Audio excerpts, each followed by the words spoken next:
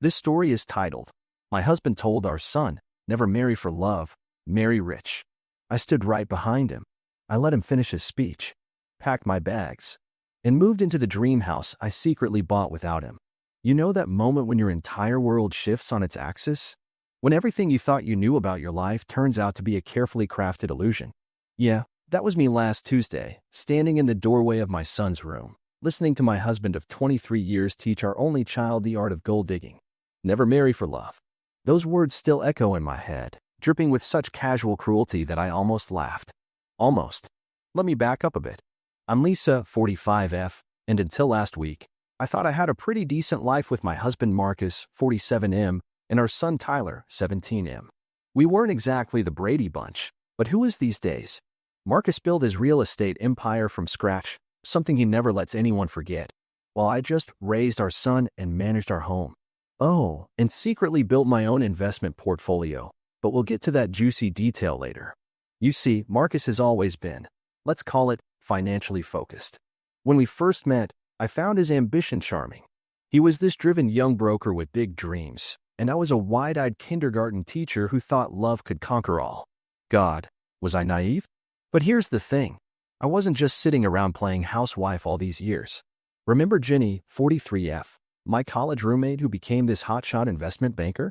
While Marcus was busy buying up half of Boston's commercial property, Jenny was teaching me the art of smart investing. Always have your own safety net, she'd say. Marcus never bothered to ask about our weekly book club meetings. I guess he assumed we were just sipping wine and gossiping about 50 Shades of Grey or whatever. The irony? Those useless book club meetings helped me turn my small inheritance from grand into something that would make Marcus's eyes pop out of his head. But I kept it quiet. Call it women's intuition or just plain common sense, but something told me to keep my cards close to my chest. That Tuesday started like any other day. I was bringing up Tyler's laundry, because apparently the laundry basket is invisible to teenage boys, when I heard Marcus's voice through the half-open door. Son, let me give you some advice about women and marriage. I should have walked away, but you know how sometimes your feet just root themselves to the spot? Yeah, that. And there I stood, frozen, as my husband of 2 decades explained to our son that marrying for love was the biggest mistake a man could make. That he should find a rich girl from a good family, someone who could add value to his future. Want to know the best part? He used me as the cautionary tale. Look at your mother, sweet woman, but no ambition. If I hadn't been smart enough to make it on my own. Oh, Marcus, if you only knew what was coming. You know what's worse than discovering your husband is a complete jerk? Watching your teenage son absorb every word of that toxic garbage like it's gospel. I stood there, my hands clutching Tyler's freshly laundered sweater, as Marcus continued his little life lesson. The thing about women, son, Marcus went on, lounging in that expensive leather chair he just had to have, is that they'll tell you love is all that matters. But look at the Hendersons. Tom married that lawyer girl, and now they have a vacation home in the Hamptons. That's smart planning. I couldn't take it anymore. Maybe it was the way Tyler was nodding along, or maybe it was 23 years of suppressed rage finally boiling over. Either way, I walked right into that room, dropped the laundry basket with a bang that made both of them jump. You should have seen their faces, priceless. Please, Marcus, I said, my voice dripping with sarcasm, tell our son more about how marrying his mother was your biggest financial mistake. Tyler's eyes went wide. Mom, No, don't stop on my account, I continued, feeling this weird calm settle over me. You know that calm before a storm? That's what it was. I'm fascinated to hear how I've held back the great Marcus Bennett from achieving his full potential. Marcus had the audacity to look annoyed. Can you believe it? Like I was interrupting some important father-son bonding moment. Lisa, you're overreacting. I'm just trying to teach our son about real life. Real life? I laughed, and it wasn't a pretty sound. Real life is watching the man you loved for 2 decades tell your child that his mother's love is worthless. Tell me, Marcus, how much is enough? What's the price tag on a worthy wife these days? That's when things really exploded. Marcus started shouting about how I was being hysterical classic, how I didn't understand the real world, how he was just trying to prepare Tyler for success. Tyler just sat there, looking between us like he was watching some horrible tennis match. You want to talk about the real world? I was shaking now. How about we talk about how I've spent 23 years listening to you brag about your success while treating me like some trophy you settled for? How about we talk about all those client dinners where you introduced me as just a housewife? Because that's what you are, he shouted back. What else have you done? While I built an empire. While you built an empire, I built a life. I screamed. I raised your son. I managed your home. I played the perfect wife at all your precious business functions. And you know what else? But I stopped myself. No, he didn't deserve to know about my success. Not yet. Instead, I looked at Tyler, who seemed to be shrinking into his chair. Baby, I love you, but your father is wrong. Dead wrong. And someday, I hope you figure that out. Then I turned on my heel and walked out. Not just out of the room, out of the house. I could hear Marcus calling after me, his voice a mix of anger and confusion. Where do you think you're going? Lisa, don't be dramatic. Dramatic? Oh, honey, you haven't seen dramatic yet. I got in my car, my sensible, Marcus-approved Toyota, and drove straight to Jenny's house. As I pulled into her driveway, my phone started blowing up with text from Marcus. You're being ridiculous. Come home and we'll discuss this rationally. What example are you setting for Tyler? I turned off my phone. Because sometimes the best revenge starts with silence. And boy, did I have plans for what came next. You know what's funny about having a husband who thinks you have no ambition? He completely underestimates what you're capable of when you finally snap. Enter Jenny's brother, David, 41M, successful theater actor, devastatingly handsome, and more than happy to help a friend get some well-deserved payback. You want me to what now? David had asked over drinks at Jenny's house that night, his perfect eyebrows raised in amusement. Just be your charming self, I replied, feeling deliciously wicked for the first time in years. And let me handle the rest. See, Marcus had always been obsessed with his public image. Mr. Successful real estate mogul, who'd settled for a simple kindergarten teacher. Well, time to shake up that carefully curated reputation of his. First came the accidental run-in with David at Le Petit Bistro, Marcus's favorite restaurant where he always took his high-profile clients. I wore that red dress Marcus had once called too young for me, while David looked like he'd stepped straight off a GQ cover. The maitre d', who'd always had a soft spot for me, made sure to seat us right in the window. Perfect visibility from the street, where Marcus's office just happened to be. It took exactly 43 minutes for my phone to explode. Who is he? Marcus's text practically screamed through the screen. Are you trying to embarrass me? That's my restaurant. Oh, honey, I thought. This is just the appetizer. Next came the flowers. Big, gorgeous arrangements delivered to Jenny's house where I was staying. David made sure to be seen carrying them inside, all while I strategically timed my Instagram updates. New beginnings under a photo of sunrise.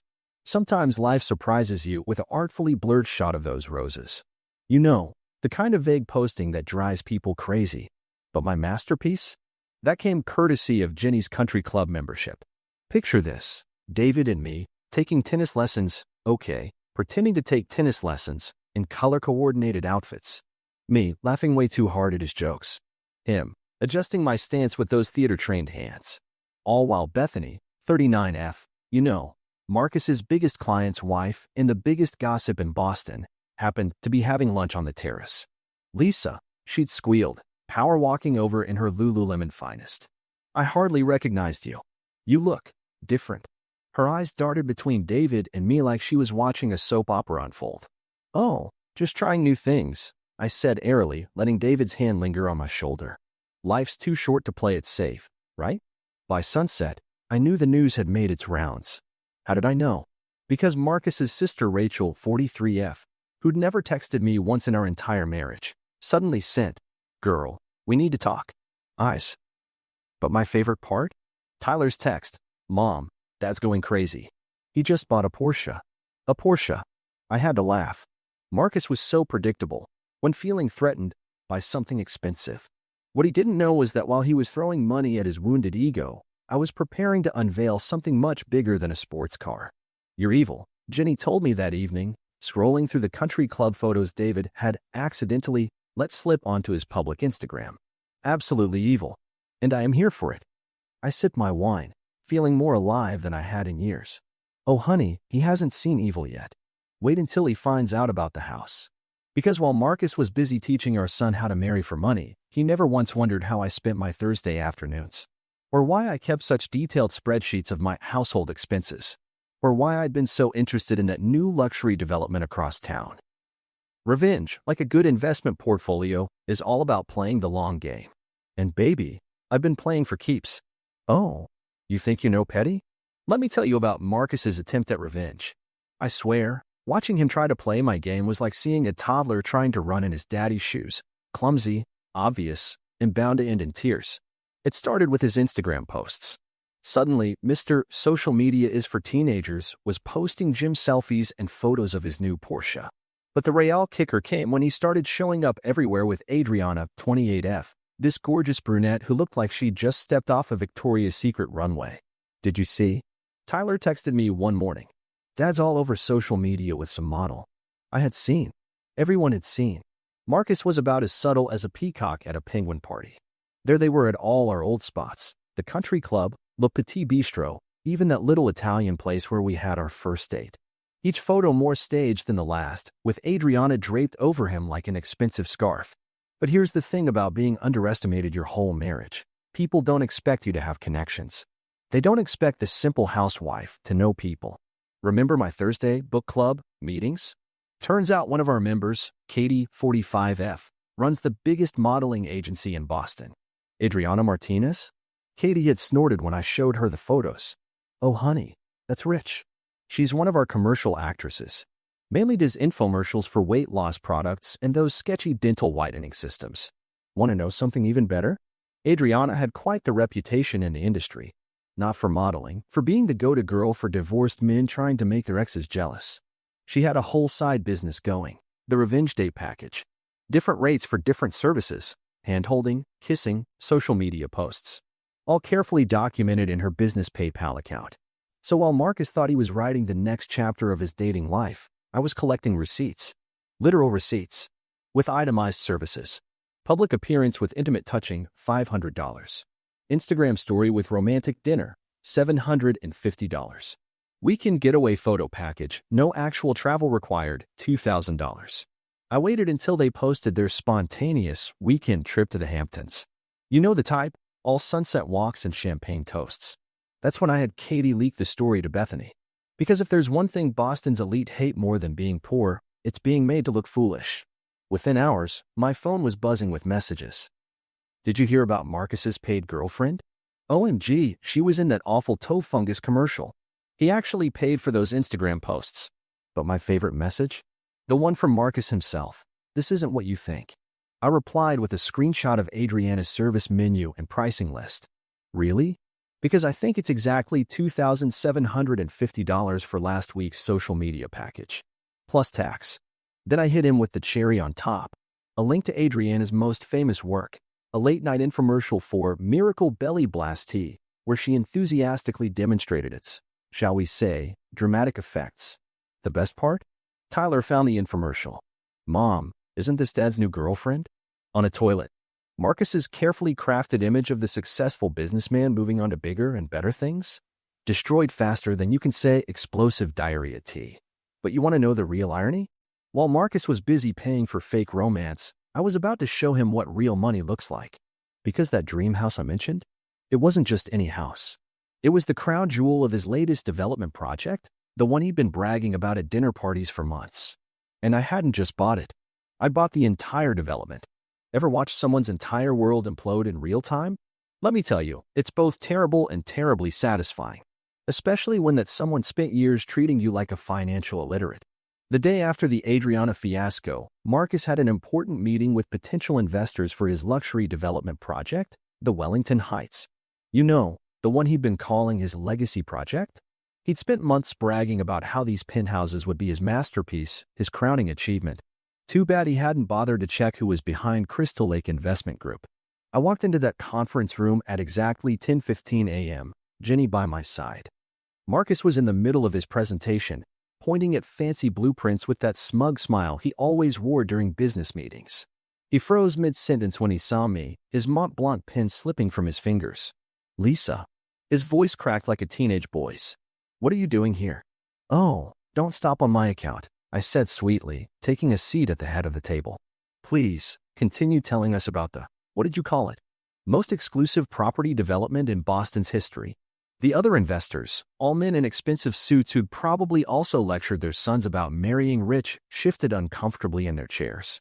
Marcus's face went through a fascinating range of colors, finally settling on a shade somewhere between ripe tomato and boiled lobster. "I don't understand," he stammered. "This meeting is for serious investors only." That's when Jenny, beautiful, brilliant Jenny, slid the ownership documents across the table. "Oh, but Mrs. Bennett, or should I say, the majority stakeholder of Crystal Lake Investment Group, is very serious." You could have heard a pin drop in that room. Marcus snatched the papers, his hands shaking. I watched as his eyes scanned the documents, growing wider with each line. 20 years of careful investment. Every birthday check from his mother, every Christmas bonus he dismissively handed me for shopping money, every bit of my inheritance, all quietly funneled into what would become his competition. "This is impossible," he whispered. You can't." "Can't what, Marcus? Can't understand basic investment strategies?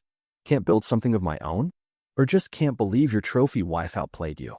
He exploded then, just like I knew he would. "You manipulative by." "Careful," I cut him off. "That's no way to talk to your boss." The best part? Tyler had begged to come to this meeting. He sat quietly in the corner, watching his father's carefully constructed worldview crumble. Watching as the man who'd told him to marry for money discovered his own wife had beaten him at his own game. Marcus tried one last power play. "I'll fight this," he threatened, his voice trembling. "I'll get the best lawyers." "With what money?" I asked innocently. "The money you spent on your midlife crisis Porsche? Or the thousands you wasted on your infomercial actress girlfriend?" The other investors started packing up their briefcases, murmuring excuses. Nobody wants to partner with someone who just got publicly outmaneuvered by his simple wife. "Mom," Tyler said later as we walked out of the building. That was savage." "No, baby," I corrected him. "That was a business lesson. Want to know the real secret to success? Never underestimate anyone, especially not someone you claim to love. They say revenge is sweet, but sometimes it leaves a bitter aftertaste. Don't get me wrong. I don't regret exposing Marcus's true nature. But watching someone you spent half your life with completely unravel? It's complicated." The signs started small. First, Marcus stopped showing up at his office. His secretary called me, of all people, worried because he hadn't been in for a week. Then came the concerning text from Tyler. "Mom, Dad's place is a mess. Like, really bad." Tyler had gone to check on him after he missed their weekly dinner. "There are empty bottles everywhere." He didn't even recognize me at first. I still remember driving over there that night. The house, our old house, looked like a ghost of itself. Empty takeout containers scattered across the kitchen counter. Letters from his real estate partners unopened. And Marcus? I found him in his home office, staring at old family photos, reeking of expensive scotch. "Come to gloat," he slurred, not even looking up. "Congratulations. You won. You destroyed everything I built." "Dad, stop," Tyler said, his voice cracking. "You're scaring me." But Marcus was on a roll. He stumbled to his feet, knocking over a half-empty bottle. "You know what's funny? I spent years teaching you about success." He gestured wildly at Tyler. "And your mother just..." He collapsed back into his chair, tears streaming down his face. I'd never seen Marcus cry before. Not when his parents died, not at our wedding, not even when Tyler was born. It was unsettling, like watching a mountain crumble. The next few weeks were a blur of increasingly disturbing incidents. Marcus started drunk calling clients at 3 a.m. He showed up at Tyler's school basketball game, barely able to stand, trying to give another one of his life lessons. The security had to escort him out. "I don't know who he is anymore," Tyler confided in me one evening. He'd moved in with me full-time by then, unable to handle the atmosphere at his dad's house. Yesterday, he sent me this rambling email about how everything he taught me was wrong. Said he was a fraud. "Mom, I'm really worried." The final straw came when Marcus crashed his Porsche into a tree near our old house. He wasn't hurt, physically at least, but the responding officers found him incoherent, ranting about lost empires and betrayal. I got a call from his sister Rachel at midnight. "Lisa, he's been admitted to Boston General. They're keeping him for observation. He's not well." I documented everything. The police reports, the hospital records, Tyler's texts, the school incident reports. Jenny, bless her soul, suggested I keep a detailed log. "Just in case," she said, but we both knew what was coming. Marcus's spiral wasn't just a personal tragedy, it was becoming a legal liability. The worst part? Tyler had to witness all of it. My bright, sensitive boy, watching his father, his role model, shatter into pieces. He started seeing a therapist, Dr. Anderson, 52F, trying to process everything. "You did the right thing, Mom," Tyler told me one night, curled up on our new couch like he used to do when he was little. But I keep thinking, what if he doesn't get better? I held my son, feeling the weight of everything on his young shoulders. My revenge had been perfect, too perfect maybe. I'd wanted to teach Marcus a lesson about value and respect, but I never wanted Tyler to lose his father. But as Marcus's behavior became more erratic, as the drinking got worse, as the threats and late-night calls increased, I knew we were headed for another showdown. Only this time, it wouldn't be in a conference room. It would be in court. Funny how life comes full circle. The same courthouse where Marcus had won so many of his business disputes now became the stage for his final downfall. The marble halls that once echoed with his confident footsteps now whispered with gossip as he stumbled in, looking like he'd aged 20 years in 2 months. The courtroom was packed, because nothing draws a crowd quite like watching the mighty fall. All of Boston's elite had shown up for the show. I spotted Bethany in the back row, pretending to check her phone while drinking in every detail. Marcus's former business partners huddled together, distancing themselves from the man they'd once called visionary. Marcus couldn't even look at me. He sat there, hands trembling, his expensive suit hanging loose on his frame. The legendary real estate mogul reduced to a shadow of himself. His lawyer kept whispering to him, but Marcus just stared at the floor.